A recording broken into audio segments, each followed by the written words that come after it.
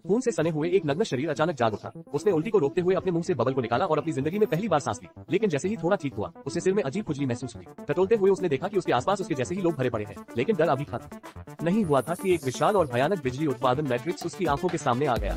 ऊपर से नीचे तक इंसान उसमें लटके हुए थे। तभी एक मशीन उसके सामने आई। वो भागने की कोशिश कर ही रहा था कि मशीन ने उसके सिर को पकड़ लिया। उसके बाद एक कंट्रोलर उसके पीछे के हिस्से में घुसा और तुरंत घूमने लगा। मुख्य नियंत्रण पाइप अपने आप अलग हो गया और बाकी पाइप भी जैसे नियंत्रण हो बैठे हो तेजी से अलग हो गए। इसी समय निकासी पाइप अचानक खुल गया और वो आदमी तेजी से सीवर की ओर फिसल गया। जल्दी ही वो पाइप के मुहाने से बाहर फेंक दिया गया। वो संघर्ष कर रहा था और डूबने वाला था कि बचाव दल आ गया। टीम समय पर पहुंची और उसे सही समय पर पकड़ लिया। लोगों की मदद से वो सफलतापूर्वक बच गया। चिकित्सा कर्मियों ने पुष्टि के बाद उसके शरीर में स्टील की सुइयां डाल दी और हल्की बिजली के झटके देकर उसे जल्दी से शरीर का तापमान बहाल करने में मदद। लेकिन शरीर को बहाल किया जा सकता है, मशीनों द्वारा दिए गए भाप कभी नहीं मिल सकते। जब वो बेहोशी से जागा, उसने अपनी बाह पर लगे इंटरफेस को देखा और अपने सिर के पीछे के भयानक कनेक्टर को छुआ। उसके मन में सवालों की बाढ़ आ गई। इसी बीच मोफियस भी आ गया। उसे इस दुनिया को जल्दी समझने में मदद करने के लिए मोफियस ने एक लिंक सिमुलेशन प्रोग्राम में डाला। एक हल्के दर्द के साथ ऑपरेटर ने तुरंत इसे शुरू किया और वो इस सफेद दुनिया में पहुंच गया। इस सिमुलेशन दुनिया में ऑपरेटर के एक आदेश पर कोई भी वस्तु प्रकट हो सकती है और किसी भी दृश्य में बदला जा सकता है। इसमें मानव की दृष्टि और स्पर्श शामिल है। प्रोग्राम द्वारा नियंत्रित। इन सबको समझने के बाद मोफियस ने नियो को उस दुनिया की सच्चाई बताई। असल में मैट्रिक्स की सच्चाई ये है कि 21वीं सदी में लोगों ने आर्टिफिशियल इंटेलिजेंस का बहुत विकास किया। नतीजा ये हुआ कि ये सहायक रोबोट जागरूक हो गए। उन्होंने निर्जन रेगिस्तान में अपनी खुद की बेस बनाई। जब इंसानों को इसका पता चला तो एक बड़ी लड़ाई छिड़ गई। इन रोबोटों की मुख्य ऊर्जा स्रोत सौर ऊर्जा थी। इंसानों ने पूरी दुनिया को काले धुएं से ढकने का निर्णय लिया। शुरुआत में ये बहुत प्रभावी था, लेकिन जल्द ही रोबोटों ने पता लगाया कि इंसानी दिमाग की गतिविधि से उत्पन्न बिजली बहुत अधिक होती है। इसलिए उन्होंने इंसानों को पालतू जानवरों की तरह पालना शुरू कर दिया।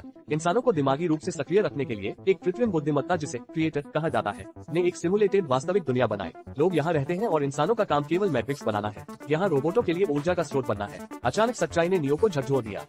वो ये स्वीकार नहीं कर सका कि उसकी पूरी जिंदगी एक झूठ थी। मोफियस, जो मानव जागृति के अग्रदूत थे, नियो की भावनाओं को समझते थे। कुछ समय के अनुकूलन के बाद नियो ने चुपचाप वास्तविकता को स्वीकार कर लिया। लेकिन जल्द ही उसने पाया कि वास्तविक दुनिया हर जगह गंदगी से भरी हुई है, यहाँ तक कि ठीक से खाने के लिए भी कुछ नहीं है। इस तरह के माहौल में वर्चुअल दुनिया के लोगों को वापस लाने की कोशिश करना नियो को मोफियस के प्रति सम्मानित करता है और साथ ही उसके लिए दुखी भी करता है। वास्तविक दुनिया में कृत्रिम बुद्धिमत्ता के मुख्य विश्व से फिर से जुड़ने के लिए उन्हें लगातार खोज करनी पड़ती। सुरक्षित स्थान ढूंढना पड़ता है, क्योंकि वास्तविक दुनिया में हर जगह खोजी मशीनें हैं। लेकिन मुख्य विश्व में लौटने पर वहाँ हमेशा विशेष एजेंट होते हैं। उनका शिकार करने वाले एजेंट हर जगह खोज करते हैं। नियो की लड़ाई क्षमता बढ़ाने के लिए उन्होंने ताई ची, विंग चुन और अन्य सभी ज्ञात मार्शल आर्ट्स को नियो के दिमाग में डाल दिया। लोगों की उम्मीदों के विपरीत एक सामान्य व्यक्ति के लिए 1 घंटा ही सीमा होती है, लेकिन नियो जितना अधिक सीखता है उतना ही उसका शरीर अनुकूल होता है। लेकिन मार्शल आर्ट्स का सबसे अच्छा अभ्यास वास्तविक लड़ाई में होता है। इसलिए मोफियस ने नियो को विशेष रूप से प्रशिक्षित करने की योजना बनाई। ये लड़ाई बहुत चीज विशेषता वाली। दोनों के कपड़ों के रंग ताई ची के काले और सफेद से मेल खाते थे, यहाँ तक कि उनके बाल भी काले और सफेद के केंद्र से मेल खाते थे। निर्देशक यहाँ ये संकेत देना चाहते थे कि नियो ताओवाद की परंपरा को आगे बढ़ा रहा है। ये भी एक संकेत था कि जब नियो की आंखें अंधी हो जाती है तो वो चीनी ताओवाद के सिद्धांतों को समझ सकता है। लेकिन जैसे जैसे लड़ाई आगे बढ़ी, नियो, जो अभी एक नौसिखिया था, मोफियस के खिलाफ नहीं टिका। मोफियस ने उसे बताया कि उसे अपनी सांसों पर ध्यान देना चाहिए, क्योंकि वर्चुअल दुनिया में इंसानों को वास्तव में सांस लेने की जरूरत नहीं होती। ये बात सुनकर नियो को एक नई समझ मिली। थोड़ी देर सोचने के बाद उसे एहसास हुआ कि वर्चुअल दुनिया में इंसान केवल कोड की एक श्रृंखला है और एक हैकर के रूप में वो जानता था कि कोड को कैसे तेजी से चलाया जाए। अंततः वो मोफियस को हराने में सक्षम हो गया। जब लड़ाई कौशल का प्रशिक्षण समाप्त हो गया, मोफियस ने तुरंत ऑपरेटर को दृश्य बदलने के लिए कहा। एक आदेश के साथ वे एक आधुनिक शहर की ऊंची इमारत पर पहुंच गए। इस बार मोफियस उसे लंबी दूरी की छलांग सिखाना चाहता था। उसने आसानी से छलांग लगाई और तुरंत दूसरी इमारत पर पहुंच गया। नियो ने इसे देखकर आश्चर्य और डर